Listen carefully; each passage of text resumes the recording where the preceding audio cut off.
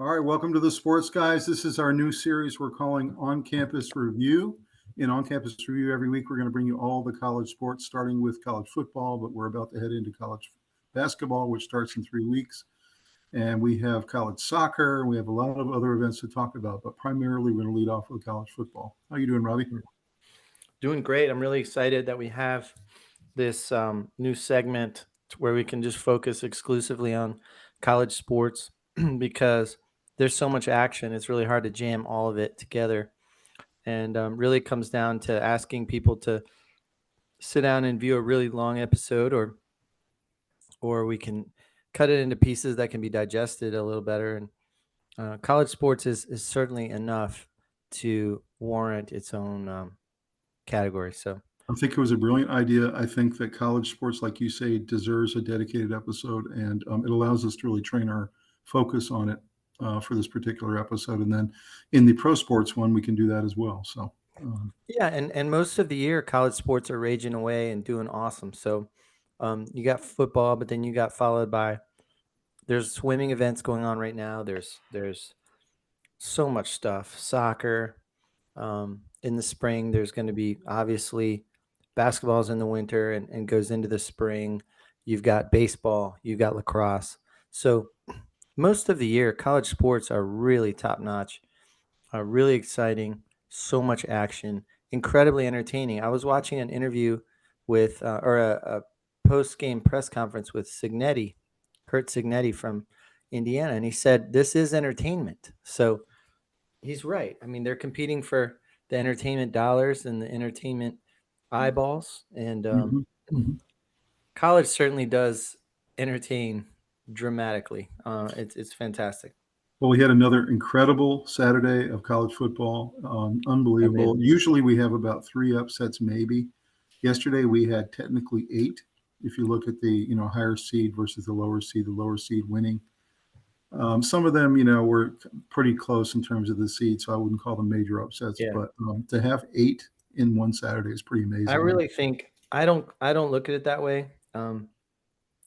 I would say that Texas Oklahoma could be considered an upset, although I think Texas should be ranked. But other than that, I don't consider two top 25 teams playing. No matter what happens, I don't really consider that an upset. But there was one that was pretty amazing. I think it was, let's see, which one was it? Michigan. Yeah, and I mean Penn State losing to Northwestern should never happen. I mean Should never happen. that's why it got their Yeah. coach fired That's today. the big one. That's the big one. And that's why I have James Franklin over my shoulder here. Yeah, we'll get into all the details of that firing, but there were a couple other head scratchers. The fact that Oregon couldn't get it done. Everyone thought Oregon might be the best team in the country, and Dante Moore essentially can't win a game that everyone thinks is very winnable. And they never really looked like they were in that game the whole day. I watched the whole thing, and they didn't look like the Yeah. better team. So Indiana is incredibly impressive. I Incredible. think they're definitely a top 3 team this year. I can't believe it. I mean, Signetti has built that program in 2 years. But for them to do that to Oregon really, really, really was impressive. That was Yeah. also an upset, by the way. So, And Tom, it was in Oregon. Like, yeah, at Oregon. So there were some impressive upsets yesterday. There always is. yeah. Those were probably the most impressive two for me were the Indiana upset over Oregon, and then of course the Penn State losing to a essentially bottom of the barrel Big Ten I team. agree with that. So, any other big upsets or big games that you saw coming out of the weekend that you thought Like was? I said, Michigan losing to USC was pretty, startling. But no, I think that was kind of it. Most of the rest of the teams held serve.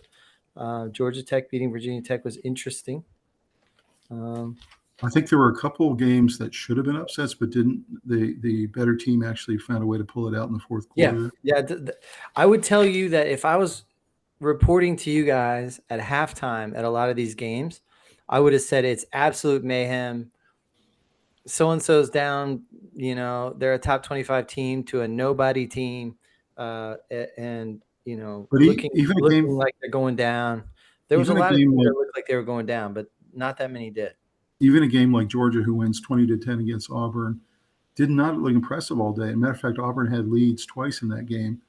And Georgia, their offense is just not the same this year. I don't know In what the it first is. half, I thought Auburn was going to win the game. I did I too. thought they were going to be able to carry that momentum. They looked like the better team. And then Alabama won their game, but they kind of struggled for portions of that game, although I think Ty Simpson was the better quarterback in that game. I had a weird feeling Auburn was going to pull it off, and just somehow Georgia hung in there and then finished them at the end. But And then Ole Miss played the number 110th ranked team in FBS in yeah, Washington State, and were losing most of the game and found a way to get it done in the fourth quarter, 24-21. mm-hmm. But they easily could have tripped up and been maybe the biggest upset of the entire year. Yeah. What's funny is Virginia plays Washington State next, so we'll have some real interesting film to watch there against Ole Miss. Oh yeah. So it seems to me, and the theme for today is going to be that we are in the true NIL portal era, that the talent is so spread out across the entire sport that anybody can beat anybody on any week. And that wasn't true even 5 years ago. 5 years ago, you had the top 5 programs were not beatable. You're not going to have a Northwestern beat at Penn State. That's just not going to happen. And I agree, but I still don't think it's an intense amount of parity. This year, it happens more readily than I've seen before. And even if the win doesn't happen, you'll have this game like I just talked about, Ole Miss playing a really bad Washington State team and barely pulling it off by 3 points. Whereas 5 years ago, it would have been 63-20, that kind of thing. Yeah. So we're seeing, because of the spread of the talent, even the games that are victories for the better teams are a lot closer than they used to be. And teams are competitive. All right, well, let's go ahead and take a look at our content for the week. Here we go. Let's take a moment to call out our wonderful sponsor for tonight. That's Jersey Mike's. They've been a longtime sponsor of ours, and they just have the most incredibly fresh sandwiches. I know, Rob, every time we're together, we go to a Jersey Mike's and get either the number 13 or the number 17. But tell us a little bit about what you think of Jersey Mike's and how much your family loves it. We love it. It's part of our Saturday ritual to go after baseball. Usually we have an 11 o'clock baseball game. We go straight to Jersey Mike's as a group, quite a few of the players and their parents and everything. And then we usually go at least one other night because the rest of my family loves the buffalo wrap and everything. So, and it's not hard to convince the rest of us to do it again. So we usually go 2 to 3 times a week now, honestly. And Yeah, because a it's lot of times you go there before the podcast too. So I mean, usually I'll try and go every time before the podcast. We go pretty much every Saturday, and then sometimes there's another time in there when we go. So love it. It's great. I mean, I can't even say enough good things because it's pretty much everything you're looking for. It's the fresh ingredients, great sandwich ideas across their whole menu. I've been in restaurants 31 years, and everything I've seen with the way they do everything is just top notch. It's great quality. It's good affordability, friendly service. It's everything you want in hospitality, and fantastic delivery of product. So fresh. And one of the things I love to do is I like to get the giant version of it, either the 13 or the 17, Yeah. take it home. I eat half of it and I put half in the fridge. And I swear it's actually the second half is better than the first half the next day when I warm it up. Yeah. Or you and I share one half each. So Right. Such a So good guys, place. go check out jerseymikes.com or check out the Jersey Mike's app, or you can get it delivered to you by Uber Eats or DoorDash, or just go into one of your local stores and greet the really friendly people there and get yourself a sub tonight. It's a sub above. See you next time. Bye. All right, so this is our on-campus review, episode 75, the NIL portal era. You can see a couple examples of this. Number 1, Indiana. Their quarterback Mendoza, who I've really been impressed with the last couple of weeks. Oh yeah. This is a guy, Signetti, who you've loved from the very beginning, comes from JMU, who used to give us fits at Virginia, goes and in 2 years has now built a top 3 program at Indiana, which is just incredible if you think about it. This is what UNC's been trying to do at their basketball school. This basketball school now has created one of the best teams in the country, one of the best teams in the Big Ten. And how did they do it? They did it through the portal, they did it through NIL, and they did it the old-fashioned way by getting good talent. So Indiana, you've got It's a series of things. It's coaching that's far beyond X's and O's. It's about getting guys to buy into the program. It's building culture quickly. It's being brash. Signetti believes in the entertainment side of this whole thing. He believes in creating a buzz around your team. He's the kind of guy that would go out and predict a victory or something. Like he's brash. He's brash, and yes. it sells well in recruiting in living rooms.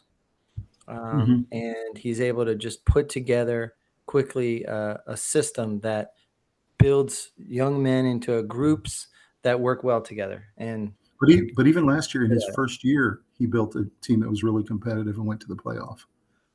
So why is it that some teams like North Carolina and Belichick can't get it done, and teams like Signetti and Indiana can? That's what we got to figure out. Is why are some teams having so much success with the portal?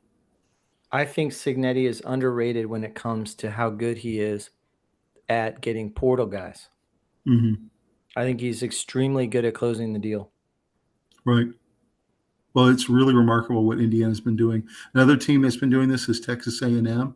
They have actually the most money in college football behind Oregon. Oregon has number one amounts of money because they have Nike behind them. But Texas A&M has a bunch of billionaires that are fans. Yeah, and they've been able to build a top 5 program now through the portal, and they've been able to use NIL to entice those guys. But Tom, I don't think it's such an amazing achievement to pour money into a program and have them rise. Like that's not surprising.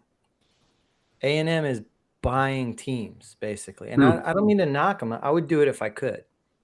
Right. But I think what Signetti is doing with bubble gum and duct tape is way more impressive. But the point is, instead of the old days where it took you 10 to 20 years to build a program from the bottom up, you don't have to do that anymore. You can now go buy a program through the NIL and portal system. That's right. So those two teams are examples. Another team is Georgia Tech. They brought a new coach in 2 years ago. Yeah. They've got Haynes King, and now they're sitting at 3-0 in the ACC. They're in the top 10 in college football. And you got Georgia Tech is now rolling. So these are 3 really good examples of teams that have built themselves through the portal era. 2 coaches that did not want to participate and have been suffering because of it. One was Saban, whose teams were slipping a little bit at the end, and he ended up giving up and going to the broadcast booth because he didn't want to deal with it. And he was looking at a situation where he knew Alabama was not as loaded with talent that he was used to, and also didn't have the NIL money behind them that a lot of the other schools do. So he decided to go to the broadcast booth. And the other one is Dabo Swinney, who has been very against the portal concept and really isn't much into the NIL stuff, always rails against it, talks about how he wishes we were back in the old days of college football. And, he feels very much, we've talked about it, like the Tony Bennett of college football. So thoughts about kind of these, different ends of the spectrum in terms of the NIL portal era? Well, I think it speaks to the fact that the guys that are pulling out and not participating and being grumpy about get off my lawn, they're not succeeding. It's not working. The guys that are embracing the portal and seeing it as opportunities to get young men that are part of the way or most of the way through their development, and just putting finishing touches on it and putting them all together and getting leaders to rise quickly and to have your culture change quickly, they're doing well. So, right. Those and actually Dabo this year finally decided to dabble in the portal, no pun intended. Yeah, you got like a lineman or something. Brought in an offensive lineman and a linebacker. So that was like the first time he really did it. And he's going to have to change. It's just as simple as that if he wants Clemson to stay on top. No doubt.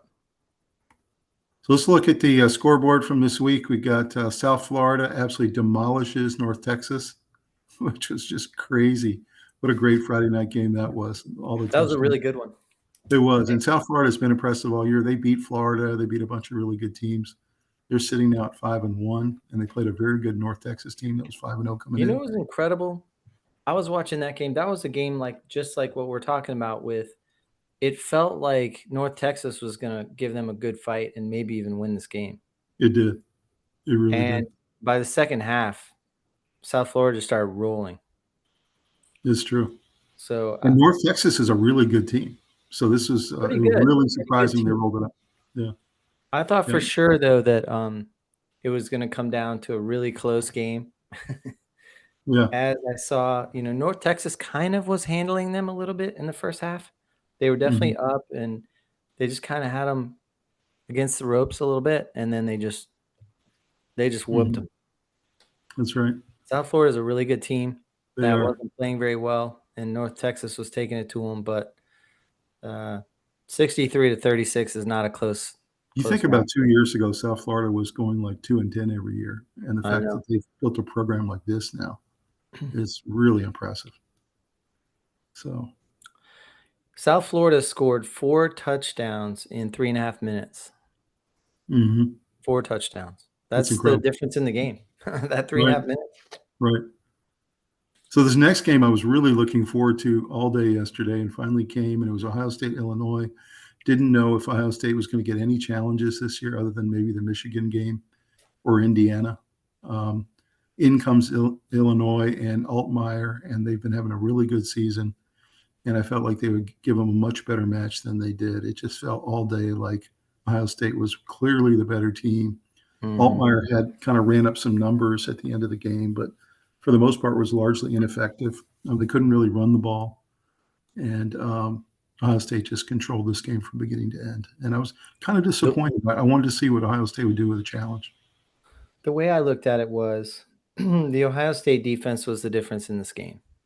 Mhm. So Illinois actually moved the ball decently. They won most of the stat categories, but they had 2 fumbles and an interception. Like they kept turning the ball over, and that you can't give a strong team um, like Ohio State that many extra possessions and stop your own possessions against them. So, Jeremiah Smith got himself a touchdown. Sayin got 2 touchdowns and no picks, Mhm. 85.8 QBR. Sayin played nicely. You did. And, you know, And all the they, big wide receivers for Ohio State had big days. You had yeah, Jeremiah Smith with his touchdown, and Tate had a couple nice catches. yeah, Tate looked good. So But like I said, Altmaier had a 64.1 QBR, which is okay. Um, but unfortunately he turned the ball over and they had fumbles, and you can't you can't pull off the kind of upset you're looking for there if you turn the ball over more times than your opponent. So mhm. but Ohio State did grind it out and win the time of possession battle, so they were able to kind of keep control of the game, relatively speaking. You realize they're the only team that were in the preseason top 5 that are still in the top 10. The only one of the 5. And they're the only team that is sitting right there in the top 3 like they were at the beginning of the year and essentially have been unchallenged so far. And Yeah. I just have to wonder, is there anyone on their schedule who can give them a challenge? Is it going to be Indiana? Is it going to be Michigan? Yes, it's going to be Indiana. We're going to see. We're going to see because Yeah. Indiana's a really good ball club. Yep. Yeah. Yep. So I don't think Ohio about State is ready for Indiana. let's talk about Indiana. So they go into Oregon, go into a Mhm. really tough place to play. They limit Oregon's offense tremendously, like we hadn't seen all year. They really made Dante Moore look kind of pedestrian. And Mendoza and his offense were really efficient.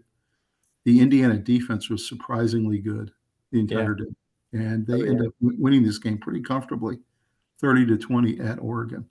A lot of it's because of their defense. So how big a win was this, do you think, in Indiana's development towards being a In premier fact program?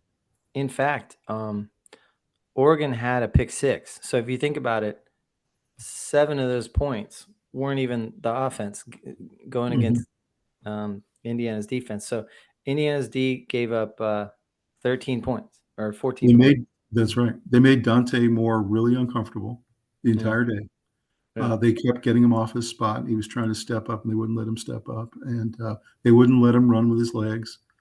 Oregon's offensive line was having a really hard day. It was clear Indiana had a really nice game plan on defense.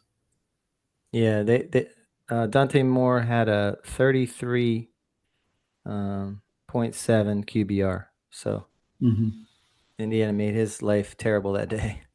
So, what are your thoughts about what does this do to both programs? And is Mendoza being overlooked in this year's quarterback class? Maybe a little.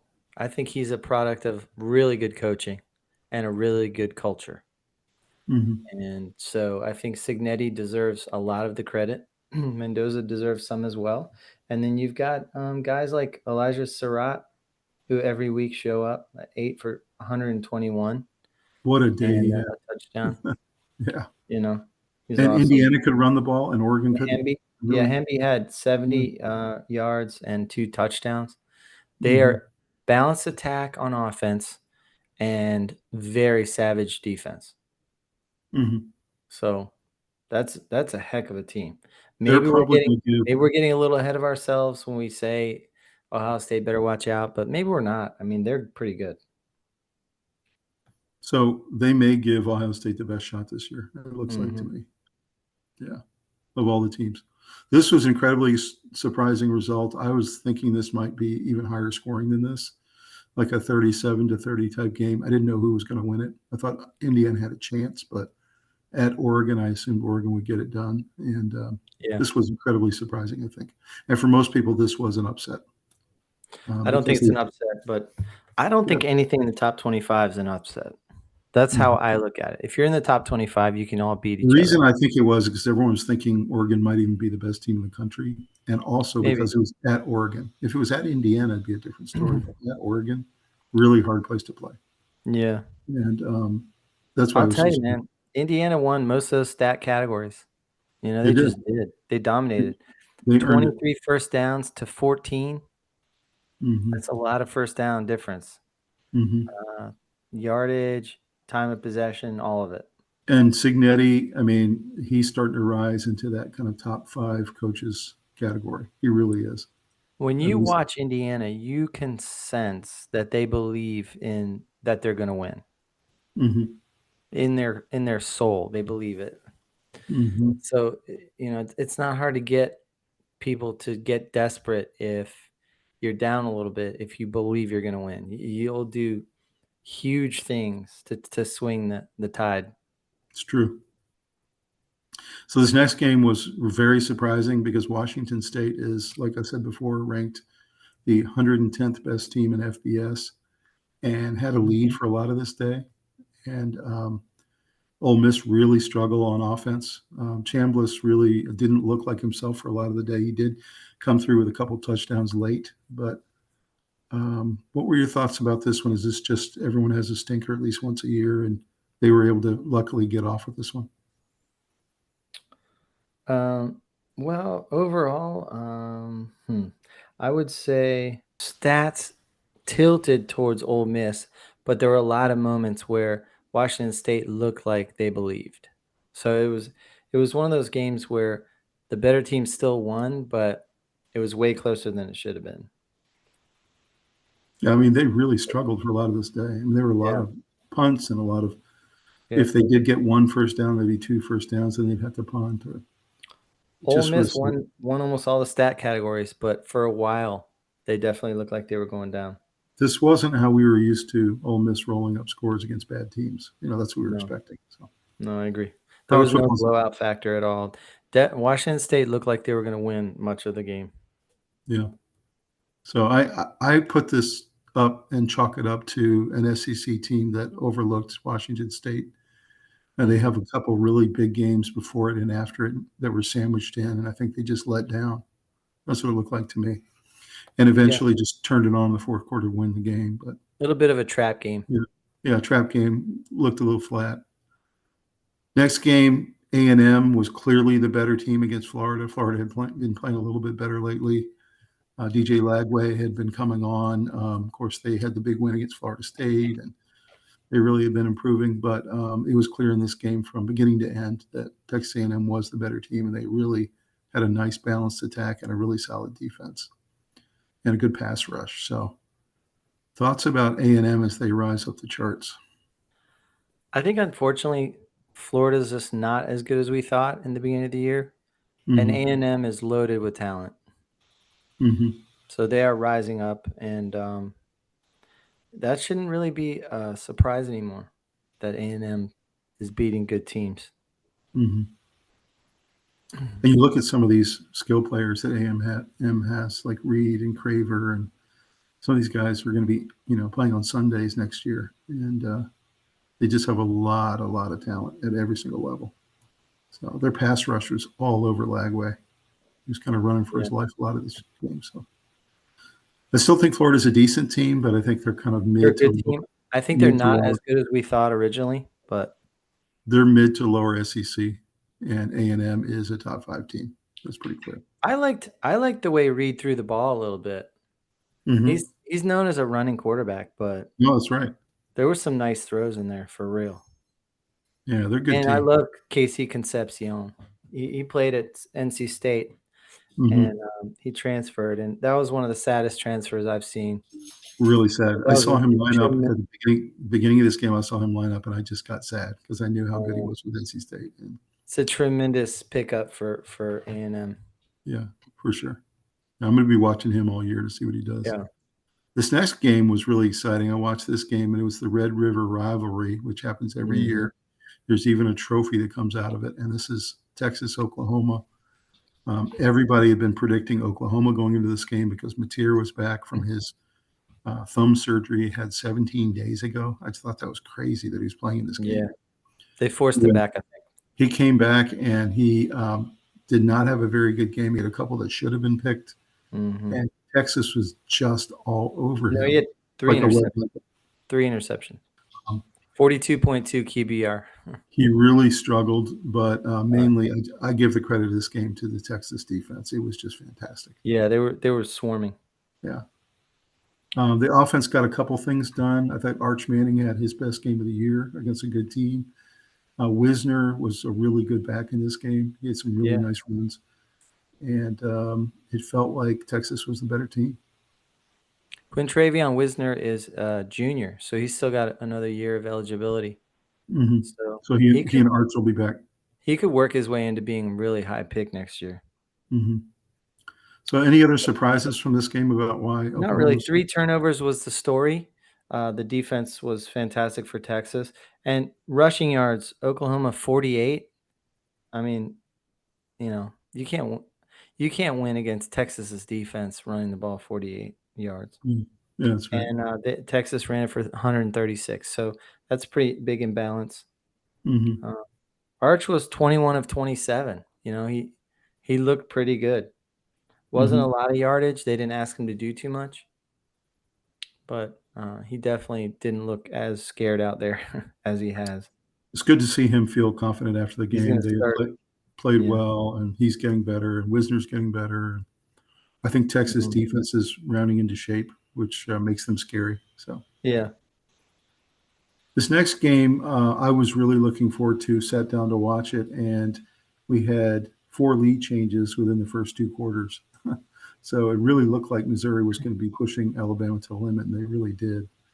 You ended Yeah. up with a 17-17 game in the third quarter, and I was sitting there thinking to myself, could this really be? Is this possible? Missouri comes in 5-0 into the game. Alabama was 4-1. In the end, the difference was Ty Simpson, in my opinion. Yeah. He was just a little bit better than Missouri's quarterback and made a couple more plays and a couple more beautiful throws. So, what are your thoughts about this one? I was very impressed with Missouri's defense. Yeah, they're Um, good. I expect that from Alabama's defense, but Missouri's defense had 4 sacks, 7 tackles for loss, and a fumble recovery. Like that's Hmm. pretty strong. And they had 2 picks. Do you So think that this happens if they played in Tuscaloosa? I mean, it felt like Missouri was getting a little bit of a lift from their home crowd. yeah, I think Mhm.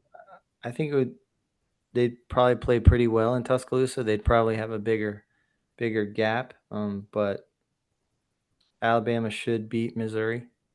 But I think Missouri, they played tough and their defense was impressive. And they made Ty Simpson kind of earn it. Mhm. Yeah, he's playing at a Heisman level right now. He's playing well. He's playing Really real well, well. really well. He's really distributing it nicely. When he has to make the big throw, he does. So this is a big win for Alabama. I really thought when I looked at their schedule that Missouri was one of those ones that I would have been a little nervous about because they're a pretty good team. They're solid. So it was a good win for Alabama. Next game Yeah. here, we have the third top 10 Texas team, if you can believe it. They got three teams in the top 10. Texas Tech goes to 6-0 and absolutely blasts a really good Kansas team. This was pretty surprising to see the number of yards and points that Texas Tech was able to roll up in this game. Any thoughts about this one? I did not find it very surprising. I'm not a big believer in Kansas, so I didn't find it that surprising, to be honest. A lot of people are calling this kid Dickey for Texas Tech. Yeah. This year's Ashton Genty, so they're calling him. Yeah, he's good. 21 carries for 263 and 2 touchdowns. Mm-hmm. I mean, that's a day. Yeah, Dickey played. Yeah, he's a good player. Yeah. So this didn't surprise you. Okay.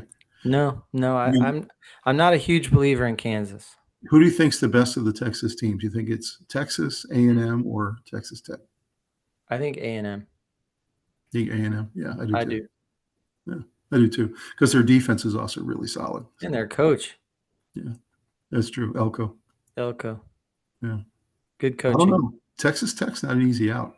No, it would be a really good matchup, to be honest. Yeah.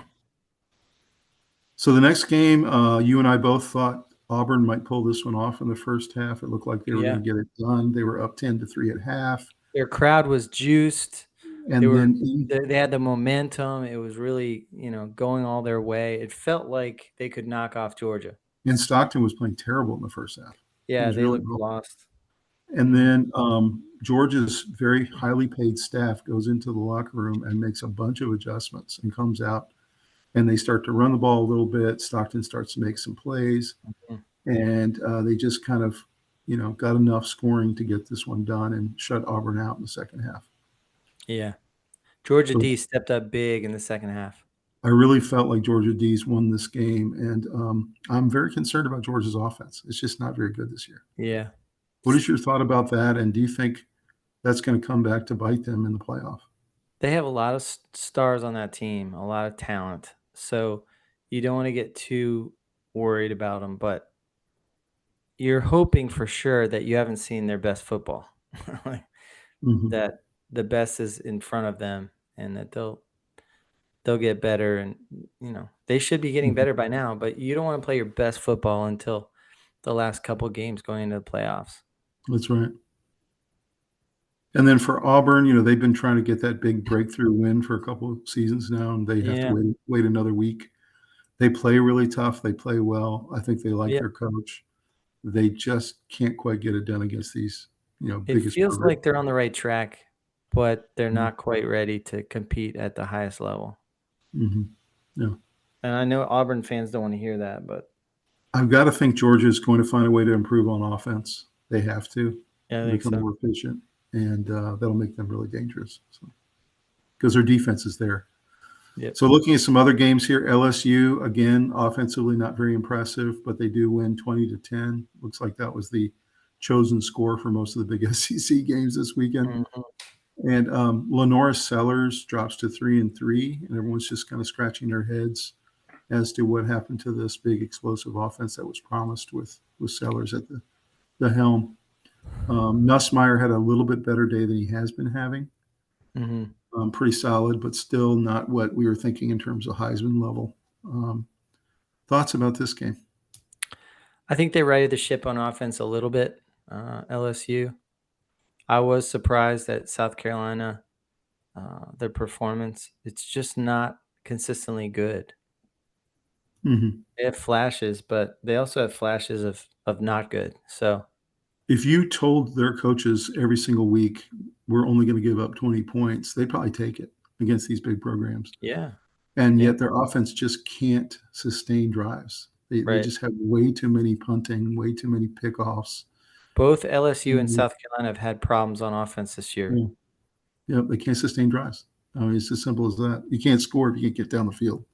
Yeah. So I don't know. I'm still head scratching a little bit on Sellers and a little bit on Nussmeier on what is going on with their offenses. So this next game was incredibly exciting. I really felt like Arkansas could pull this one off. They played really well. You know, Arkansas is one of those teams in the SEC you never really want to play. They're real scrappy. This was at Tennessee. And of course, Tennessee has a really solid and really great team. And they end up finding a way to get this one done 34-31 at home. So, what's your take on this one? I think Tennessee is a solid team this year. And Arkansas's very good team. You know, Taylon Green had some good numbers and 94.5 QBR. So obviously Tennessee's defense had their hands full. And he's a running quarterback too. He had 63 yards running and a touchdown. So I think that Aguilar played well. He played decently and he ran effectively too. But the biggest factor was Tennessee's defense came to play. And they ended up with 5 sacks and 9 tackles for loss. They made a couple big plays in the second half to keep Arkansas out of the end zone, and that's all it took. Yeah. The bottom line is, if you look at the stats, they were similar. I think you kind of had a feeling you weren't sure who was going to win for a lot of the game. But at the end of the day, Arkansas fumbled 3 times. And that you just can't overcome that differential of possessions. And then you had this kid Bishop who just had a huge day for Tennessee. Yeah. They could actually run the ball. Yards and a touchdown. And they could run the ball, and Arkansas was relying on their quarterback to run the ball. So big win there against a really scrappy Arkansas team who nobody wants to play. Georgia Tech takes care of business against Virginia Tech. This was the Battle of the Techs. They called it the Tecmo Bowl, which I thought was really funny. The two Techs against each other. Georgia Tech pretty solidly in control most of the day. Haynes came with a nice day. They ran the ball really well, as they always do. Defense is actually pretty solid for Georgia Tech, too. Yeah, I was surprised with their defense, honestly. So they had 4 sacks. Pretty good. Any take on this one as Georgia Tech keeps rising towards the top 10? Georgia Tech was dominating them in first downs, third downs. Virginia Tech was 0 for 8 on third down. And Georgia Tech was 7 for 12. Anytime you're over half of your opportunities on third down, you're killing it. You're doing great.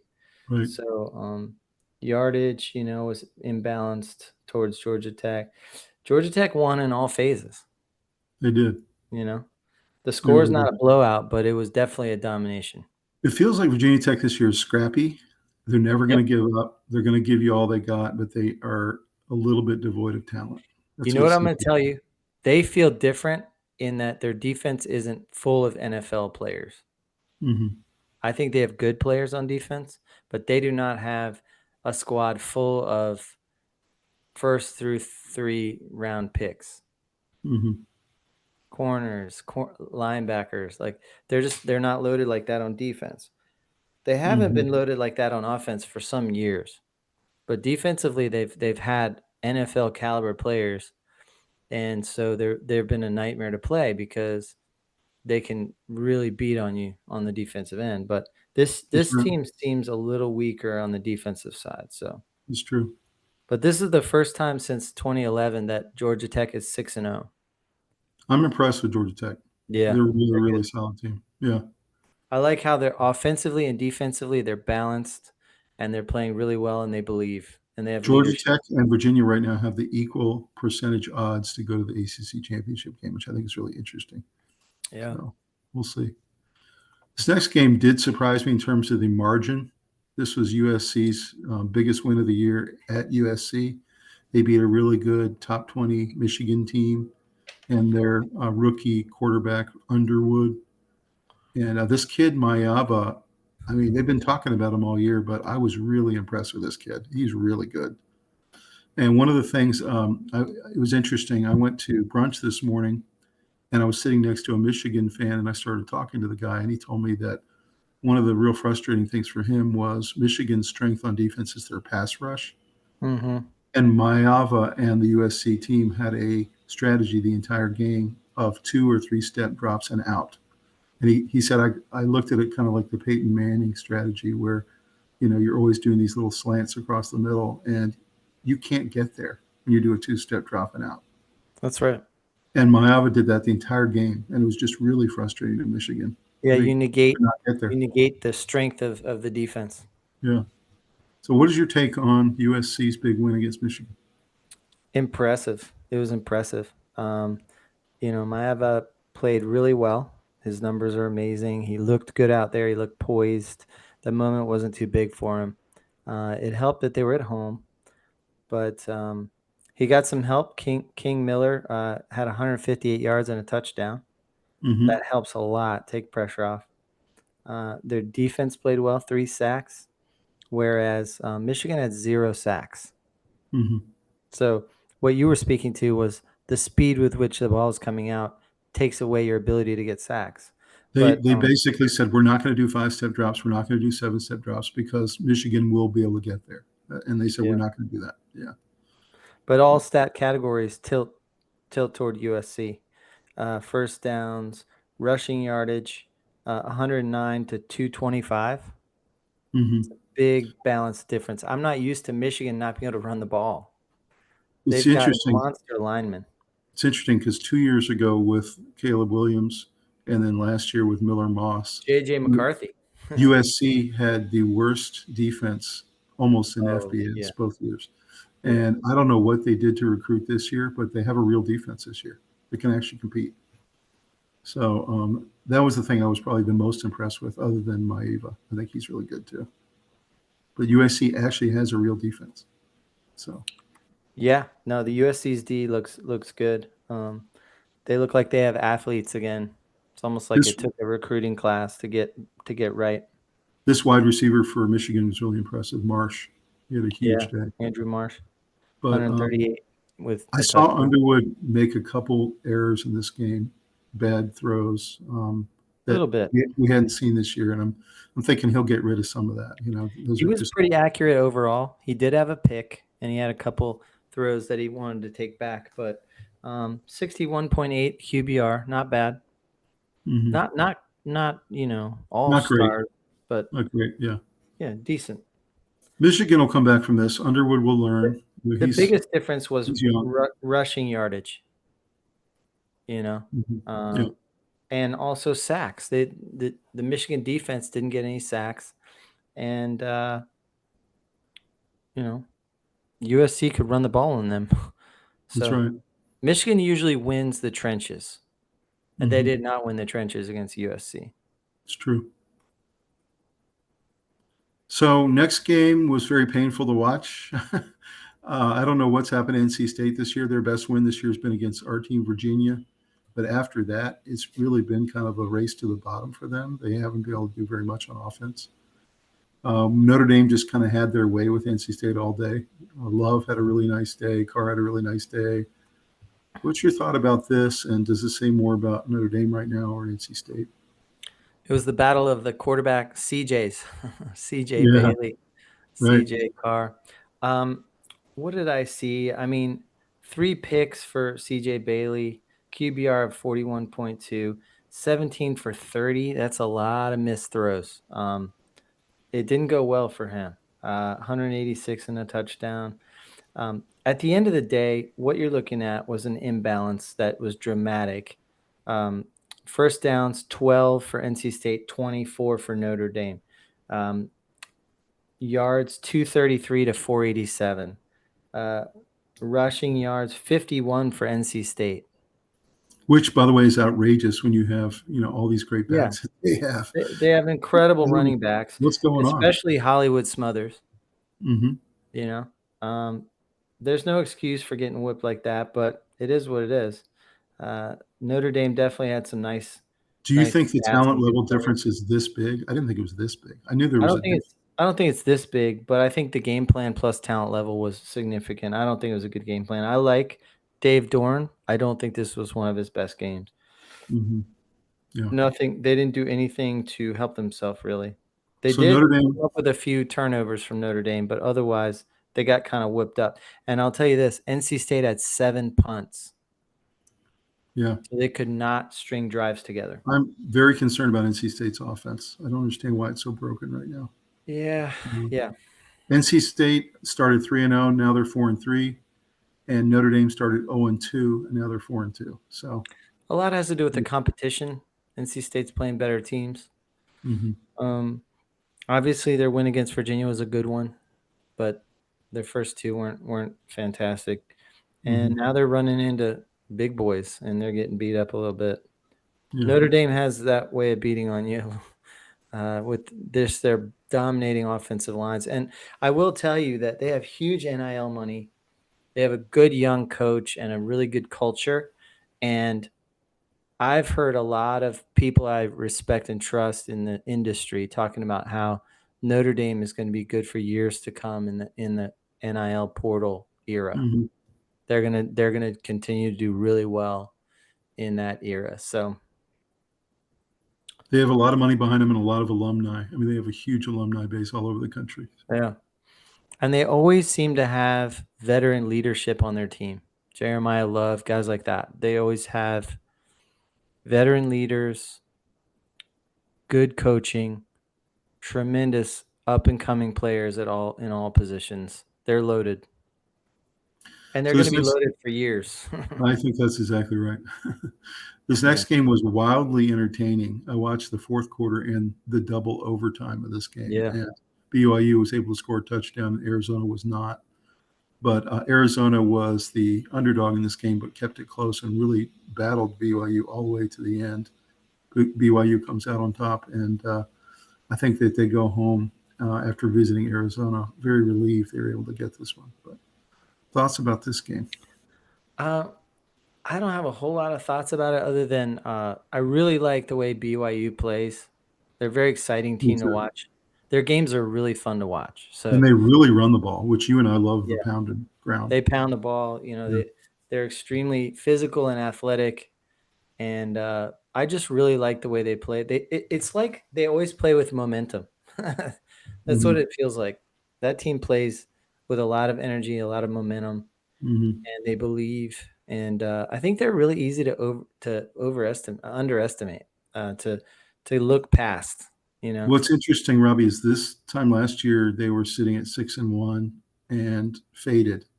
So my Mhm. question to you is, can they sustain this? I mean, they're sitting at 6-0. I think so. Are they going to fade or are they not going to fade? I don't think their competition is going to be that frightening. Um, Hmm. I think they can stay up there and get their way in Yeah. potentially. So this other game was one of the 8 quote unquote upsets of the week, and that was Arizona State was higher ranked than Utah. Although, like you always say, you Mm. have these kind of rivalry games, and does it really feel like an upset when you go to Utah at home? The most surprising thing is that this one wasn't like 42-37, which is what I thought it was going to be, but they got absolutely destroyed, Arizona State.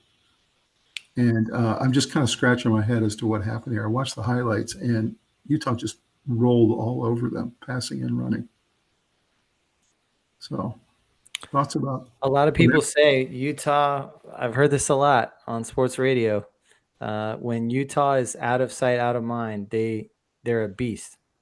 It's Mhm. when they get highly ranked that they get kind of smacked around. So um, Utah's not ranked right now, and So you're so saying they like having a chip on their shoulder, which is what they they do. play with a Yeah, chip on their shoulder. They yeah. like getting not ranked. As soon as they're taken seriously, for some reason they just kind of fade a little. And then you see They what don't. they do when you don't They're when you take a light. physical. Yeah.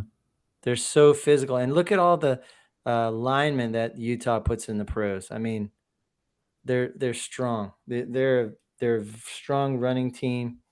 They're they're a fantastic team. The way they beat up Arizona State in this game was really impressive. Yeah.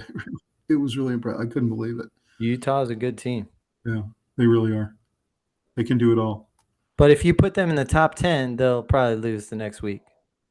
So I was flipping around for this next game. I was flipping around about 5 or 6 different games at the same time, and I kept coming over to see what was happening in this game, and it was really I a very watched this one. tight ball game almost the whole day. Mhm. It kept being tied, and then somebody would go ahead and tie it again. I will say this kid Salter for Colorado seems to be coming of his own a little bit. Yeah. He was highly recruited, and they were really excited to get him. And He they had some knock nice throws. they knock off Iowa State. Iowa State loses their second game in a row after starting 5-0. What's your thought about this one? Does this do damage to Iowa State's chances for the Big 12 championship? And what does this say about Colorado starting to come into their own a little bit? I do think it hurts Iowa State pretty dramatically. I think Colorado has done a nice job of rebuilding a bit. I think Rocco Beck, his season so far has been a little disappointing. I kind of expected them to go on a little bit of a tear. Mm-hmm. Iwasama is an awesome running back, Mm-hmm. but I don't think there's something missing in Iowa State. I'm not sure if maybe they're overrated. I'm not sure, but Colorado definitely played hard in this game. I love the way they were throwing the ball. Mm-hmm. Salter looked good. I mean, 2 He did. touchdowns, QBR 88.1, and ran for 57 yards. So This was a really tight, yeah, tough Big 12 contest. Both defenses yeah. played really hard. And the defense played great. Yeah. Sama was running like crazy in this game. Was I awesome. really like him, but Colorado just made a couple more plays. That's what it felt Yeah. like. You know. And they got a really, really important pick. So, Mhm. Yeah. good for Dion.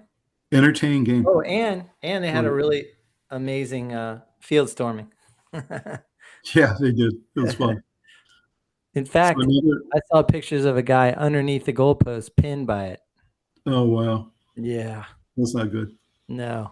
This next game was one of the 8 upsets, and I watched every minute of it. I was just spellbound by Florida State going down for the 3rd week in a row. Me too. And they lose to Pittsburgh. And this kid for Pittsburgh, Heinzel, I thought he really played great. He had some really 21 of nice 29. throws. I mean, that's He had some good. really nice throws in this game, and Pittsburgh made just a couple more plays. It's not really that Florida State played particularly badly. Although I will say we were remarking when Virginia beat Florida State at Florida State's defense had been Swiss cheese that day. They were pretty bad. They were really bad against Pittsburgh. Yeah. And I just have to think that Pittsburgh earned it, but also that Florida State's defense, it looks like they've kind of quit. That's what it was weird. They had 5 sacks, but they gave up a lot of yardage, and they bent and broke. Like, they had 2 picks, though. I don't know. The defense had weird flashes of good stuff and then not great. So anytime they would these huge pass plays. Anytime Pittsburgh needed something, they would give it to this guy Reed, who had 155 yards and 2 touchdowns. Yep. They would just give it to him. If they needed 2 yards, 3 yards, 5 yards, whatever, he would get 1 more yard than they needed every single time. Yeah. And it was almost like Florida State just couldn't stop it. They imposed their will on Florida State. And you're not used to seeing that, you know. They were airing it out a little bit on both sides. And I felt like Pittsburgh just kept the hammer down and just got it done. So are Florida State the Dallas Cowboys of college football? In other words, they have a really good offense and they're really bad defense. Is that what they are? That's guess. What it seems like it. They're giving up. That's always true, but it was this week. I mean, they've done it 3 weeks in a row. They've given up, 500 yards of offense and 30-plus points. So Pittsburgh just pounded the ball on the ground pretty effectively. They won the time of possession 32 to 27 minutes. Mm-hmm. So Florida State has dropped out of the top 25, which is probably right. I mean, they lost 3 in a row. Yep. Do you agree that their season is over from a playoff perspective? Yes. Okay. Playoffs, yes. I think so. They could still get a nice bowl. Yeah, I agree. And I think they will. They're improved from last year. I think the Alabama win was a mirage because Alabama was not playing very well that first game. Mm-hmm. And I think if they played again right now, I think Bama would blow them out. by 2 or 3 touchdowns. I don't know about blow them out, but Ty Simpson would carve up that defense. Right. So, yeah, sad to see that because obviously it's better for Virginia when Florida State wins more games. I want Florida State to win, but yeah, it was a really impressive performance by Pittsburgh. Looking at the AP top 25 this week, Ohio State still at 1, Miami up to 2, Indiana all the way to 3. Really impressive. Yeah. Texas A&M 4, Ole Miss 5. I think that's a little high for them after their really struggling performance. But anyway, they're at 5. Bama 6, Texas Tech 7, Oregon 8, Georgia 9, LSU 10. And you've got Georgia Tech all the way up to 12, Notre Dame 13, and you've got Virginia just behind Vanderbilt at 18. So they didn't play this week, but they went up a spot. Texas back in the top 25 at 21. Any thoughts about? I think Texas will end up much higher than that, by the way. I do too. Yeah. Yeah. Thoughts about these top 5, top 10? And in fact, I think they're still alive for the playoff. You think so? Mm-hmm. And they're going to be playing some real good teams still. So they have to beat. They got to beat a Georgia. They got to beat an Alabama. Right. They got to beat somebody big. Yep. Yeah. Mm-hmm. No question.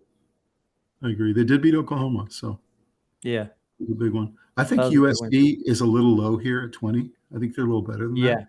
Yep. I think Notre Dame is probably a little higher than 13. They're awfully good. Yeah. I think Ole Miss is a little high here. I think they're good, but I'm not sure 5. I think you'll see Notre Dame rise from here. I think you'll see Texas rise from here.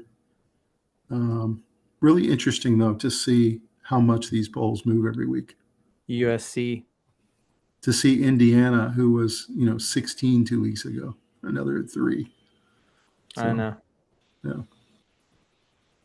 Coaches poll looks almost exactly the same. Their top 5 are exactly the same. They do have Georgia, as always, a little higher than the AP poll at 7. They've got Oregon all the way down to 9, and they've got LSU at 10. So just like the last 2 weeks, Georgia's always a little bit higher in the coaches poll. I think Oregon's a little bit higher than 8 or 9. You do? Yeah, I think they're about 5. Even after losing at home to Indiana? Yep. Okay. Yep. We'll see. I'm very interested. They got beaten by a really good team that was hot and kind of took it to them. But I think if they played 10 times, it'd be 5-5. You always wonder how these teams that get upset, how they're going to respond the week after. So I was wondering about Florida State. What happened was they ended up following up the loss to Virginia with 2 more losses. Same thing happened to Penn State. They lose a really bad one, and then they lose 2 more. Mm-hmm. Yeah, it can deflate you. I want to see what Oregon does after this loss to Indiana. I want to see if they come out like blazes or if they struggle. We'll see. They still have a lot to play for. They do. They're solidly in the playoff rankings right now. So this is a pretty funny meme. So Indiana is Oregon, Oregon is Penn State, and Penn State is Indiana. That's a pretty funny way to look at it. So it is a little topsy-turvy in the Big Ten and the SEC. It is. You're starting to see some teams that come up that have never really been there. You're starting to see some of the big boys kind of drop out. True. So it's a little confusing this year, what's happening. I can't remember the last time A&M's been number 4 or higher. It's really amazing. They're really good. They're really good. I know. Yeah. But they started turning this on last year. You also don't see A&M and Texas Tech ranked above the Longhorns very often.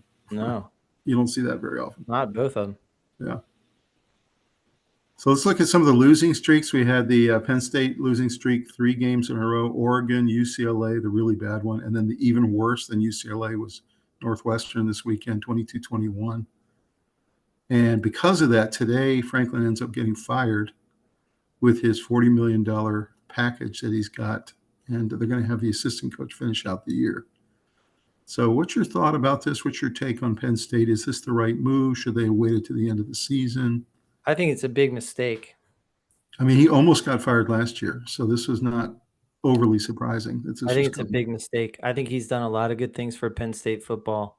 He helped them recover after the debacle with their, sexual harassment, coaching staff stuff. Is this He, just that they are just not very good and that Aller he hasn't steadied the been? ship.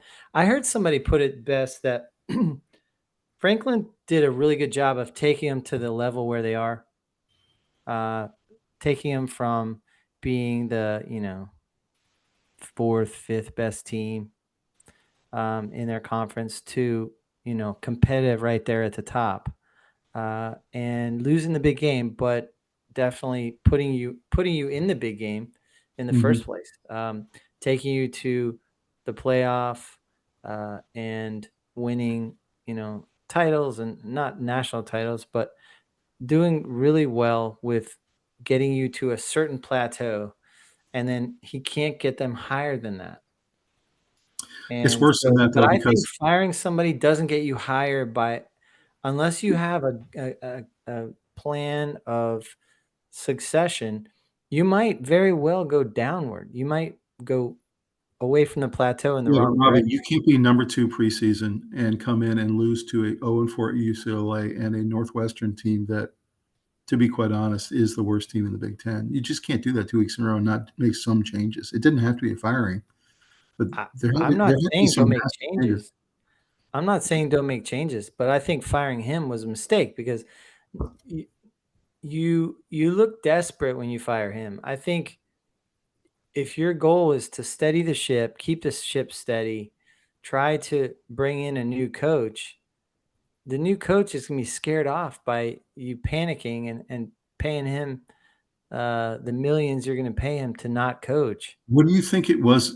Just look at it high level. What do you think it was about Franklin why he couldn't get the big game done? I mean, he was 1-16 against Big Ten against top 10 teams. And what do you think it was? Because I think he's a very good coach. He just I couldn't get think it their done. offense could never quite get over the hump. I think Hmm. he didn't get Aller to the place he needed to really compete at that level. Hmm. Maybe Aller was a mistake thinking that he could be that guy. And what's crazy is Eller's out for the season now. I know he's hurt. So I don't know. I think this has to do with saving the boosters. They don't want to lose the boosters, or else you go into next year without the NIL support that you need. I guess, but I don't think you get better by firing James Franklin. So now they got to pay out $40 million to a guy who's not going to Yeah, coach and go and they're find gonna have to pay a lot to get a new guy in there a new guy. because Right. nobody wants to follow somebody who got fired. Um, At the and same time, if you're Penn State boosters, you don't want to just be a middling Big Ten team. You want to be no, playoffs every year. That's what you want. right, Well, you got to do something. So I think it's unfortunate that he is the sacrificial lamb of this whole thing, but yeah. they had to do something. This was an abysmal 3-game stretch. I mean, I'm abysmal. not sure that they had to go all the way to firing Franklin. I think there were many steps that could have been taken short of this that would Maybe have, fire the offensive coordinator or yeah, change some something. responsibilities around, fire somebody. You can bring in other consultants. There's a lot of things you can do short of firing your head coach Mhm. in the middle of the season in a panicky way. A lot of I teams think are going to line up to hire him, by the way. I think if they had left it to the end of the season, which is what I think they should have done. I'm not a middle of the season fire kind of person unless there's some kind of major violation that happens. Yeah, But I think he would have been fired in the offseason. I'm pretty sure. I'm And not sure. It depends. What if he took him to another nice bowl game? yeah, I don't know. It's a really interesting development. We'll see what Penn State decides to do, but they decided to go ahead and eat the 40 million and go in a different direction. So there you go. It's a lot of money to pay someone not to coach for you. So another losing streak. Florida State really prepared all summer to play Alabama, only to forget they have 11 more games beyond that. Kind of incredible what's happened to them the last 3 weeks. What's your thought about Florida State? Can they get themselves back on track and I don't back to know. It's winning. tough. It's tough. They're losing consistently now. Um, And their defense is their atrocious. defense looks pretty bad. Yeah, it's I Swiss don't know cheese. why, because they've got good players on defense. They have blue chip 5-star guys, corners and stuff like that. Mhm, But they're getting picked apart back there. I don't mhm, really know what you do about that. mhm. It's just not I don't, working, you know? right. I don't think they'll fire their coach because he has improved over last year, and I think they Oh, really yeah. like him. But They'll put them, yeah. I think they're just going to keep fighting. They're going to try to win as many ACC games as they can. They'll go to a bowl game, and then going into next year, they're going to keep trying to build that program. That's all you can do. But very disappointing couple weeks for both of these teams. But let's talk about the Bill Belichick tenure at UNC. There's a lot of rumors that he's not going to make it to the end of the season. This is a quote that came from a UNC source because they had success in the NFL, and by they I mean Belichick only. They thought they could come in and replicate that without having any knowledge of how college football works. Apparently, Bill Belichick has reportedly discussed buyout options with North Carolina's leadership, said he would even be willing to trigger his own $1 million buyout if he can line up a soft landing with another team or in media. And then you see what the statement was that came out by Belichick. Coaching is about building, not reacting, he said. At North Carolina, our mission has always been to develop a foundation that lasts. I'm proud of the work our players and staff have done. I remain fully committed to this program and its future. So he said that. And then, of course, Bubba Cunningham, the athletic director, said Coach Belichick has the full support of the Department of Athletics at the university. So, what is your take on this whole situation? Is it the media is playing it up? Is it this is how people are really feeling? They're talking about how he's real aloof and he won't even talk to his staff, won't talk to his players. You can tell he's real uncomfortable with how they've been playing the last couple of weeks. For me, it's pretty simple. It's not that Belichick can't get the college game. It's that I think in college, you're either the young, hip, hot shot coach who's got a lot of energy and is willing to work 20 hours a day and grind, or you're the veteran who can delegate a lot of this stuff to the younger guys. And the magic for the young coach is his energy and his passion and his ability to connect to his players. Mhm. The beautiful part about the veteran coach is the experience. And I don't think his experience translates well from pro to college. So I think what I'm telling you is that, yeah, he's experienced on an incredible level at the pro level, but he has no experience at the college level. And I think that's hurting him really badly. And It's also, do not, you think his temperament lines up with the college game? I Because don't the think his temperament does. And I don't think his ability to build a staff does and deal with boosters. It's a boosters different animal. and parents, because you have Recruiting, parents. you spend zero time recruiting in the NFL. You're not allowed to recruit. Um, you you just put your emphasis and time into different things. Mhm, And flying in and being in people's living rooms and building staff. Listen, in college, it has a lot to do with who your coordinators are. mhm. And in my opinion, much more so than in the pros. And he brought in a lot of NFL coordinators too, and all of Yeah. them don't have college experience. A So lot it's of not them just don't have the experience. So it's yeah. it's not that they don't have experience, it's that they don't have college experience, and that can be a problem. Do you think that UNC maybe should have set the expectations at the beginning of the year that, "Look, we're in a rebuilding, and we're not really expecting to be very good this year"? I don't know how you say that in a politically correct way, but it feels like they set these huge expectations that there's no way Belichick or anybody could live up to with a program that was pretty bare. Um, Yeah, I don't know. I don't know that it would help that much. I think that this is the worst case scenario for Belichick. It's proving that he doesn't have what it takes to do at the college level. It calls into question a lot of his, you know, funny antics on the Cincinnati stuff. and it kind of unravels his legacy a little It bit. does. I think it was such a mistake. It was such a Yeah, mistake to come it to was a college mistake. football.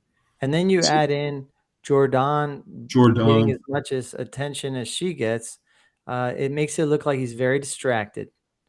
And in a lot of ways he is. He's close to retirement. So he's not locked in and burning the midnight oil, trying to figure out his opponent. I feel like He's he, clocking in and out, and he's focusing on this young girlfriend, and he's not willing to put in the time it takes to learn something new, like doing the college level, which has a lot more moving parts than the pro. I think he and Bubba Cunningham and the whole program should have put out the statement early in the season that, look, we're in a rebuilding mode. You know, Bill's here. He signed a 3-year contract for a reason. It's a 3-year program. Give us some time. You know, they should have kind of lightened the blow here of what was clearly a team that was devoid of talent. And they messed it up. And the whole offseason was just a nightmare, all the PR problems they had with Jordan and everything else. And like you said, this has become the worst case scenario now. And the question is Yeah. going to be, do they make Yeah, it to the the end? boosters are unhappy. Belichick's unhappy. The team is having dissension in the locker room. Everyone's pointing fingers at each other. And some of And his staff members are putting resumes out on the street. yeah, So the staff that's doesn't what feel he, safe. yeah. Everybody's like teetering, and they're losing badly in a not very tough ACC. So, And there's good teams on their schedule still coming at them. It's tough. so here's the question of the night on the Belichick situation. And guys, drop us a comment on what you think. How long is Bill Belichick going to last in Chapel Hill? Is he going to be there for another 2 weeks and get fired mid-season and essentially take a buyout? Is he going to make it to the end of year one, but then sail off into the sunset and maybe join an NFL club? Is he going to be there for 3 to 5 years like he originally said he was going to? Robbie, what do you think, man? What's the path here for both I sides of think this they issue? do a $1 or $2 million buyout. He runs for the hills. He goes back into TV, and I think James Franklin's the new coach of the UNC Tar Heels. I think that'd be brilliant, wouldn't it? That'd be smart. I think he will make it to the end of the season. I may be wrong, but I think he's going to make it to the end of the year, and then I think he's going to take his buyout. I think it'll be negotiated with Bubba Cunningham, and I think that you're right. I think they're going to end up taking a young, energetic, offensive-minded coach because he's a defensive-minded one. Yeah. And UNC is just going to suck up what it costs because they made a mistake here, Yeah. and he made a mistake too. Yeah. So No drop us question. a comment, guys. What do you think is his tenure in Chapel Hill? So our winners of the week, we got Texas. Really happy for Arch and the boys. Getting a big one in the Red River rivalry against Oklahoma. Texas A&M, also another winner of the week. They keep winning, and now they're in the top 5. Alabama keeps rolling with Ty Simpson against really tough teams. The Trojans had a huge win against Michigan. They're one of the winners of the week. Indiana, incredibly impressive, all the way up to number 3 now in their win against Oregon, and then Texas Tech. So pretty incredible to see out of the winners this week, 3 are Texas teams. Any problem with any of these? No, I think you nailed that. I think that's absolutely right. Those are the teams that are kind of rising, I would say. USC definitely was impressive. Losers of the week, Florida State, 3rd in a row, knocked them out of playoff contention and Yeah. likely no chance to get into the ACC championship game. Penn State lose their coach and are really kind of the embarrassment of college football right now. Everyone was expecting them to be a national championship contender. I didn't. Michigan with their first loss of the season and really looked a little bit lost in a game against a Yeah. good team. So I'm really wondering how they respond. They've got a good They coaching look staff, beatable, and they look beatable because they can't score a lot of points. Yeah. So I'm wondering what the rest of their season looks like. And we're going to find out because they got some big games coming up. So. Oklahoma with the big loss against Texas and can only score 6 points. Yeah. Mateer does come back off an injury. He looked very rusty, and he was. That's why I give them a pass. I wouldn't have put them in this list. I know why you did, and I'm not saying you're wrong, but I probably would have passed on it just because I want to see Mateer play when he's healthy and see what happens. I don't think it knocks them back that much. I was really surprised he gave it a go. I mean, I was impressed Yeah. that he did, but I'm not sure it was a smart idea. It was a good try, but it was poorly conceived of. So Oregon had a couple big wins this year, but this was a particularly bad loss at home. Yeah. I know you're playing a really great Indiana team, and clearly Indiana's very, very good. But the way they lost this game, and as ineffective as they looked, it really was puts them into the loser of the week bracket for this week. I do think they'll come back, by the way. Florida, another loss piled on top, and you have to think if Napier is one of the next guys out the door. A lot of people think that he's it's not going well there. He's been hanging by a fingernail for 2 or 3 years now. Yeah. And it's looking like he's not going to be able to hold on to his job, but we'll see. So, any problems with these losers? No. I have another winner of the week. Okay. James Franklin.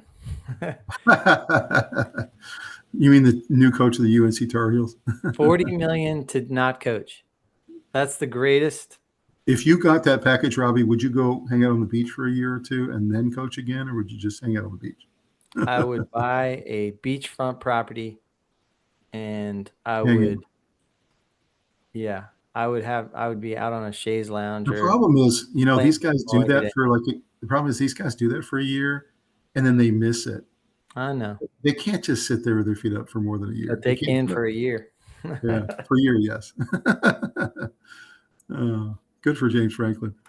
The NCAA soccer rankings. This is pretty exciting. We're coming up really close to the playoffs. So I wanted to just show where we were in terms of the rankings right now. This is on the men's side. Stanford at 1, Vermont, Bryant, West Virginia, High Point, which is pretty cool to see a Carolina team in there. Portland, Duke, Virginia at number 8. Yeah. Princeton, and then NC State at 10. Yeah. Which is really cool to see. It's good. So thoughts about this lineup of ACC schools that are competing this year? ACC looks good as always. Stanford up top. Good. Yeah. So I'm excited to see what Virginia, Stanford, and NC State can do in the tournament. Yeah, and Duke. We'll be tracking that real close. And Duke, yeah. 4 teams in the top 10. On the women's side, Virginians women are number 1 in the country. Notre Dame 2, Stanford 3. So you got the top 3 are all ACC. You got Tennessee, then Florida State, Arkansas, Iowa, Memphis, UCLA, South Carolina. You got Wake Forest and Duke down there in the 13 and 14 position. So pretty cool to see the ACC so successful. Yeah, it's good representation for ACC. Yeah. So I'm really hoping these 2 Virginia teams and really all the ACC teams do well this year. So pretty excited to see the soccer tournaments. Yeah, I've been checking in on the women's a lot. They look good. Yeah, they're really good. Yeah, it's a good squad this year. It is. And I'm excited about that tournament coming up soon. We'll be tracking it. Here's our 2-part question of the week. Who's the best quarterback in college football? This is the power rankings as of week 6 games that just came out. Chambliss is 1 in the power rankings. Diego Pavia, Haynes King, Fernando Mendoza, Ty Simpson, Dante Moore, CJ Carr, Sawyer Robinson with Baylor, Josh Hoover with TCU, and then Jaden Maleva, who we just saw play really well yesterday. Thoughts about this top 10? It does move around a lot, but there are a lot of surprising names here that we didn't talk about 6 weeks ago. Yeah. I don't know about Diego Pavia at number 2, but I like him in the top 10. Haynes King, yeah. I mean, it's a pretty good list. I believe that this is going to be a great draft because think about it. There's a lot of quarterbacks not on this list who the NFL is excited about. Bob, there's 10 to 15 guys who are not on this list that are going to go to the NFL. So Aller. There's a lot of guys that aren't on this list that are going to be NFL. And so how many do you think are going to get drafted this year? Like 20 or something? A lot, yeah. It's crazy. Like 15 to 20. Yeah, it's really amazing. Some of these guys will come back, of course. Yeah. And then the one name you don't see here that everyone thought was the preseason Heisman winner is Arch Manning. So, And how about Cade Klubnik? You and know, Cade like, Klubnik. Yeah, Cade yeah. Klubnik. So, really interesting. So, go ahead, Robbie. Tell me who you think, 7 weeks in, is the best quarterback this year you've seen. Maybe Chambliss or Mendoza, Okay. probably. For me, it's Ty Simpson or Dante Moore. I think if you look at all their work, their body of work Yeah. this year, I think those two have been really impressive. But Chambliss and Mendoza have been fantastic too. Really, all these Yeah, they've guys have been been. good. It was really funny watching the interview of Ole Miss's coach. I saw Lane Kiffin in an interview recently for Ole Miss that Mhm. it was really interesting. He was talking about Chambliss, and he said, they said, "How good was Chambliss this week?" And he said, "Well, normally I would sing his praises, but I'm afraid to do it in the modern era because they're going to come buy him. Right. All the NIL teams are going to come throw money He's at right. him." He's So right. he And they said, don't have the money. They don't have the money, he Robert. did okay, not great. And he was laughing. He was Yeah, laughing. He's like, yeah.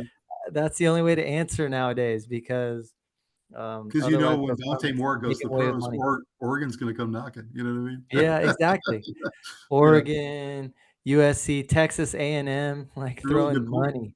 It's a really good point. Yeah. Yeah. So he goes, he did mediocre. And he Well, was guys, laughing, and the reporter was laughing. Like, it was obvious. And then he goes, no, but honestly, you did great, and we're proud of yeah. him. So, guys, drop us a comment. Who you think is the best QB in college football this year after week 7? Let us know what you think. Not CJ Carr, but I will say I think the future is bright there. Boy, he's getting better and better every week. Yeah. He Yeah. really is.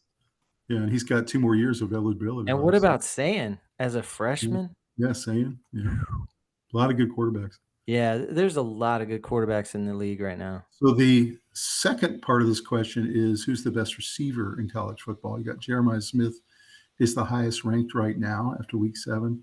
You've got a lot of names in here that I haven't gotten to see very much this year. Jordan Tyson with Arizona State, Kevin Coleman Jr., Aaron Anderson with LSU, Yeah. Malik Rutherford with Georgia Tech. He's been making a huge impact for Georgia Tech this year. Jaden Greathouse with Notre Dame, Caden Lee with Ole Miss. Greathouse really has been he's been good. Yeah, that's right. Eric Rivers with Georgia Tech, another guy with Georgia Tech. You got Carnell Tate, of course, with Ohio State's really, really solid. He'd be the number one receiver on every team in the country other than Jeremiah Smith. Mm-hmm. And then you have Vinny Anthony from Wisconsin. And then there's a couple receivers Virginia has faced recently that I think should be in the top 10.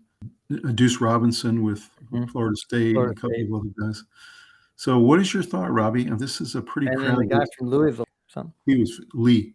Louisville. Yeah, he was Lee. fantastic. Thoughts about this wide receiver class as it's shaping up? I mean, there's a lot of big weapons here. Yeah, it's gonna be quite a draft. Have you ever seen this I much think the talent? next 2 years are gonna be really good in the NFL draft. Have you ever seen this much talent coming through at the same time? It's pretty amazing. Yeah, after COVID was like this, but Yeah. that was an unnatural disruption in eligibility and stuff. So that forced people to stay longer. But now with Mhm. NIL, I think it's gonna be like this from now on. I think Yeah. players are gonna stay because you don't want to go into the NFL and just barely make a roster. You want to be solid because you're making money in college. So if you need a talented guy, you can get it because the drafts are so full of Yeah. playmakers. Yeah, look at the Giants. Yeah. They upgraded across their whole team through their draft. Just they got better Mhm. in every position that they drafted. Mhm. That's right. All right, Robbie. So who's your number one man so far? I mean, it's got to be Jeremiah Smith. I think so. Yeah. He's But clearly the best. yeah, he's the My best receiver second I've seen best, in college in a number of years. my second best, and I'm being a little biased, is Deuce Robinson because of the way he played against Virginia, and I just think he's really outstanding for Florida State. Yeah, he's a Um, good one. I think probably number 3 for me is Carnell Tate. I think he's that good. He's going to make an NFL team really happy one day. Carnell Yeah, Tate.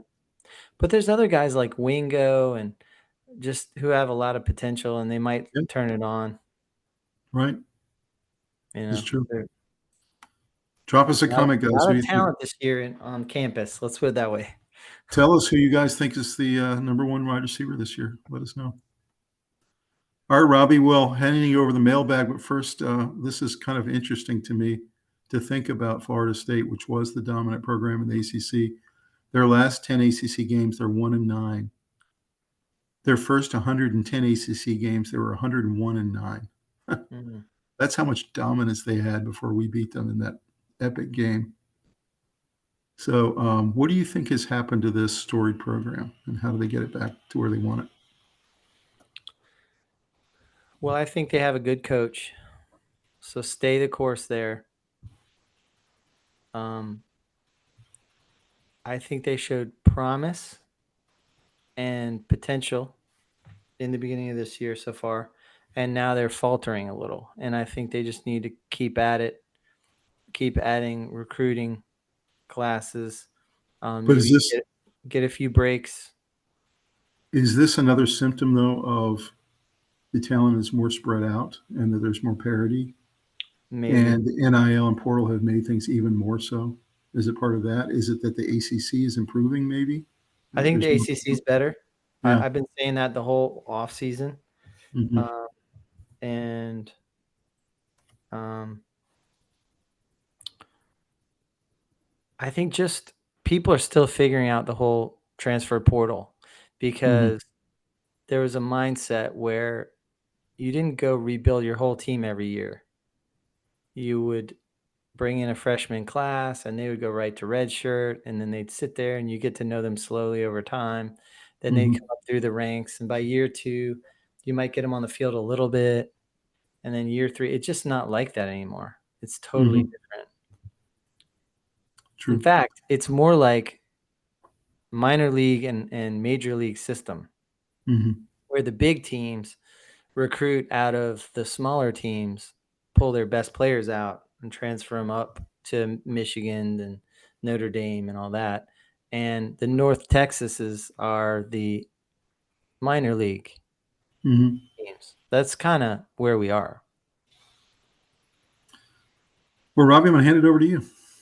All right. Well, let's get a couple of these going. It's interesting. Uh, so ready for hockey season to start this week. Carl Ramos. I agree with you, Carl. It's been really exciting to see. The Capitals and Hurricanes are the two teams we follow in our family, and Yeah. excited about seeing how they do this year. But really happy to have hockey back. It's a great sport, and we're going to take the boys to a game this year. That'll be a lot of fun. Yeah. And I listen to a lot of games on the radio actually, which is unusual. But yeah, I'm excited. We were talking about it last week. We definitely need to go to a game soon. I think the Caps and the Hurricanes are as competitive as they've been in a while, and so it should be pretty great season. Yeah, I agree. Along the same lines, pumped for the NBA season to kick off next week, to tip off next week. David Phillips. So that's cool. They're kind of looking at all the big major ones that are starting up. Hmm. Yeah, that's cool. Yeah, I'm excited about it too. I mean, I'm always hoping every year my Hornets will get a little bit better, but there was a lot of movement this year in free agency. There's teams with rebuilt rosters, other teams that are a little more depleted, but we're going to see some of those mega rosters that have been put together and see how good they are, like Dallas Mavericks and LA and some others. So it'll be Mhm. fun to watch. Waiting for that Michigan Ohio State game. It's always a battle, rivalry with two crossed swords. That's at That's what Rog Gerbaker. that's Mr. Gerbaker. That's one of the games where you put your phone on vibrate. You get yourself a beer. You sit in your easy chair. Nobody disturbs you. You've got the remote. You've got Ohio State, Michigan, and it just doesn't get any better. It's a total blood match. Next one, awesome deep dive into Arch's struggles this season at Gary Randy Gonzalez. Thanks, Gary. Yeah, we do our best to look at the positives and look at maybe some negative things that are happening. How can things turn around? And I think you saw a little, shoot of grass coming through the ground this week with Art starting to prove a little, not making as many mistakes, not making, throws to nowhere and things like that. And I think the future is pretty bright for Arch. I think it's shame on us for our expectation level for him. It's not his fault that everybody was so, over the moon with somebody who hadn't done it yet. You have to be careful with that.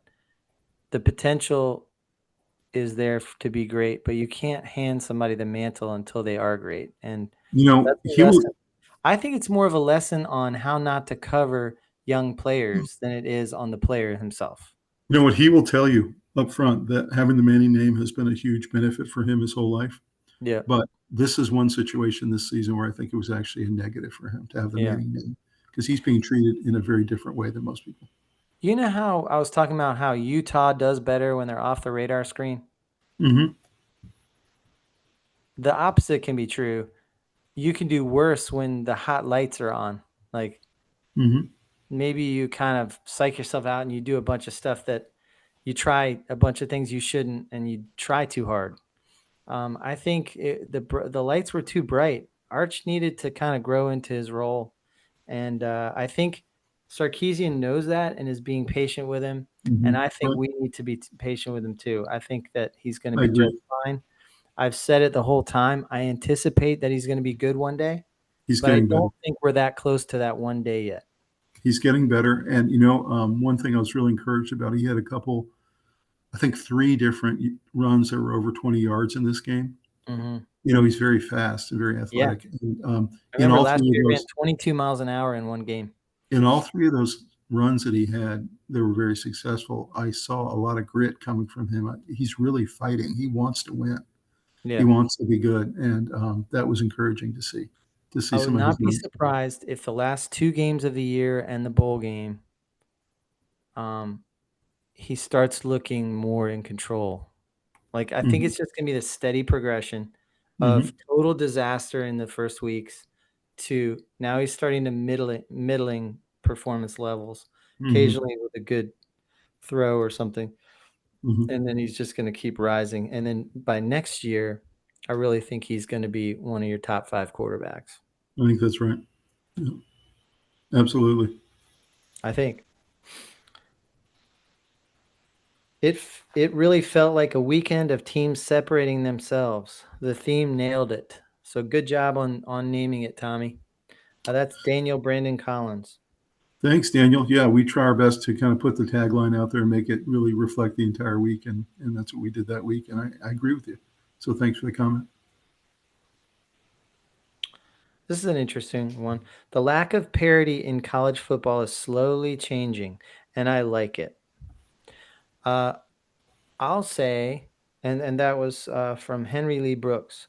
I do think there's a tiny bit more parity, but it's not sort of the norm. I don't think parity is the norm. I think occasionally you get an upset. It depends too on how you classify upset. I don't think 225 teams playing each other, top 25 teams, one of them wins. To me, that's not an upset. An upset is a team at the bottom of their division beating a top 25 team at the top of their division. Like Northwestern beating Penn State. Like Northwestern beating Penn State. That's an abnormal upset in college football. Right. Yep. That's what gets your coach fired. That's right. It's so unacceptable. In the NFL, if that same loss happened, it wouldn't be a big deal. That's right. So, very true. And it's because every regular season game in college is so critical. It really is. Yeah. So. And you can excuse away losses to other good teams. But when you're the haves, you cannot excuse losing to the have-nots. That's right. There aren't any have-nots in the NFL. It's still the best players that have ever played at their college and stuff like that. On the bad, lowly, Saints or Raiders or whatever team you want to point to. It's still Brock Bowers out there. It's still great players. It's a really good point. So, and that's the mailbag. Well, Robbie, our on-campus review, this new series, really happy we bringing it to you guys. Had another fantastic week of college sports. We got a lot of other college sports that are coming our way. We have college basketball starting in 3 weeks, which is really exciting. We think the ACC is going to be a little better this year. So what other themes you're looking for heading into the next week of big-time college sports? Well, I think our mailbag comments gave us a little preview with big NBA and NHL starting up. But when you go to the college level, which is what we're talking about, there's definitely a lot of sports that are starting up in that level too. So that's exciting. Big tournaments are coming in soccer. You got swimming underway. I think we broke some more world records, American records this yesterday, I think it was. So I saw Gretchen Walsh posted something like that. So we'll dig into that a little bit. But about to launch into basketball in the near future as it gets colder. That whole build up starts to happen December, and then you go into holiday break. There's always a long break in the basketball action, and then it comes back, and then it feels like an eternity away because teams usually tend to improve a lot over the break, Mm-hmm. and then they come back and look better, and then they go into the tournament peaking. So, and you start playing all your in conference games, and that tunes you up for the tournament. So, college basketball is unbelievable. Excited about that. And then the spring sports start. So, we got lacrosse and Baseball and baseball, and those are really exciting. I love watching the college World Series. It's amazing. mm-hmm. I always watch that. So, and then you got the start of NASCAR, and you got all these other sports coming, but the college sports definitely hold their own because it's so many good things going on campus, and that's why we Mm-hmm. call it this on campus review. 100%. Well, guys, thank you for joining us tonight. Please like the video, subscribe to the channel, drop us some comments about what you think of the college football season, what do you think of some of the other college sports. We're really happy to bring the on-campus review to you as a regular series, and we will be coming a little bit later in the week to talk about the NFL and some of the NFL games. But I hope you guys have a fantastic week of sports. Shout out to our new viewers out there. We're really appreciative that you're on board with us, and thanks for coming along for the journey. Shout out to my new job. If any of my new coworkers are looking on, say hi to all of them. I'm enjoying my new job, so that's cool. Great. And come back and see us as often as you can. Stay with us. Sounds good. Very good. Thanks, Guys, we'll Eric. talk to you guys next time on the Sports Guys. Have a great one. All right, see you. See you next time.